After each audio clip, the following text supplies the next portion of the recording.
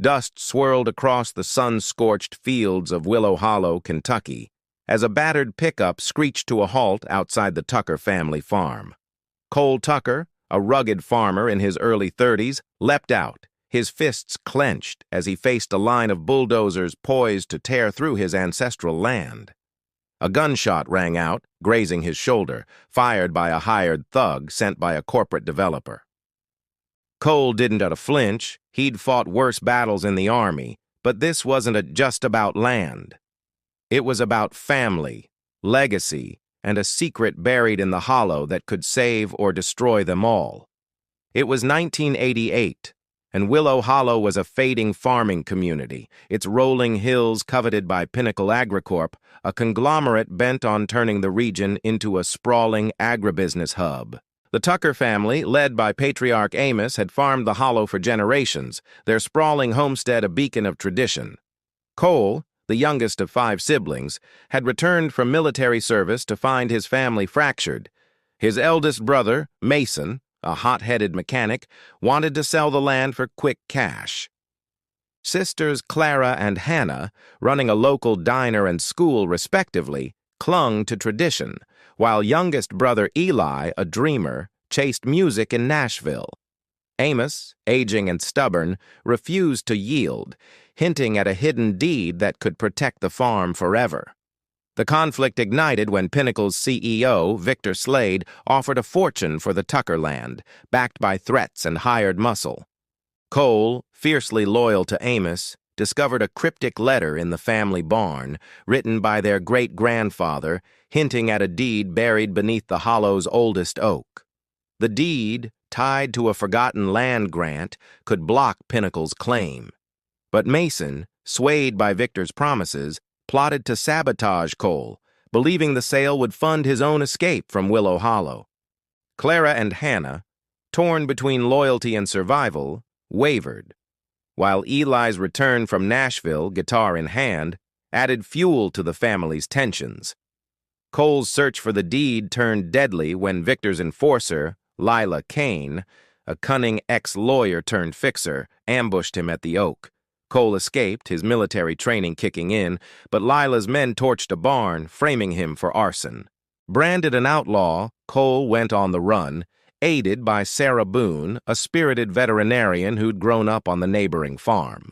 Sarah, whose own land was threatened by Pinnacle, joined Cole, her knowledge of the hollow's trails guiding them through dense forests and hidden caves. Their bond, forged in childhood but strained by years apart, reignited as they decoded the letter's clues, revealing the deed's burial site in a forgotten Civil War-era bunker. Meanwhile, Mason's alliance with Victor unraveled. Victor, double-crossing him, planned to seize the land without payment, using Mason's betrayal to divide the Tuckers. Clara, uncovering Mason's deal, confronted him, sparking a heated family showdown at the homestead.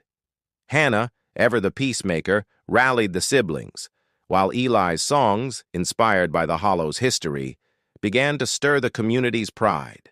But Victor's influence ran deep, bribing local officials to block the Tuckers' legal claims. Lila, sensing Victor's overreach, began to question her loyalty, her own past as a farmer's daughter clashing with her corporate role.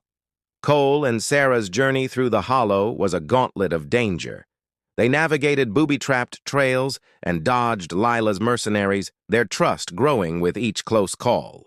In a moonlit cave, Sarah found a rusted tin containing the deed, but Lila's arrival turned the discovery into a standoff. Cole, using his sharpshooting skills, disarmed her men, while Sarah's quick thinking, using a cattle prod from her vet kit, bought them time. Lila, impressed by their resolve, revealed Victor's plan to raise the hollow for a toxic waste dump, not crops. She let them go, warning that Victor's next move would be brutal. The climax erupted at the Tucker homestead during Willow Hollow's annual harvest festival.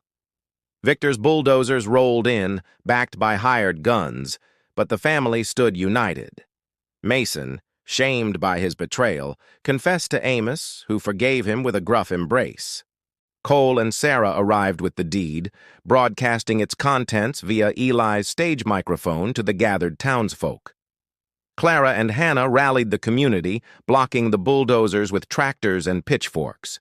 In a chaotic brawl, Cole faced Victor, disarming him as Lila turned on her boss, exposing his scheme to the sheriff. The deed, verified by a local judge, halted Pinnacle's claim, saving the Hollow. By harvest's end, Willow Hollow thrived. The Tuckers, reunited, rebuilt the farm, with Mason opening a repair shop, Clara expanding the diner, and Hannah starting a community school. Eli's songs, now anthems of resistance, drew tourists, boosting the town's economy. Sarah and Cole, their love rekindled, planned a veterinary clinic on the farm. Victor faced prison, his empire collapsed, while Lila vanished, rumored to be aiding other small towns against corporate greed. Amos, proud but weary, passed the farm's reins to Cole, his eyes gleaming with hope. Cole stood beneath the old oak, the deed in hand, Sarah at his side. The Hollow's fields stretched golden under the Kentucky sun, a testament to roots that ran deeper than any corporation's reach. The family's heart, once fractured, now beat as one, guarding the land for generations to come.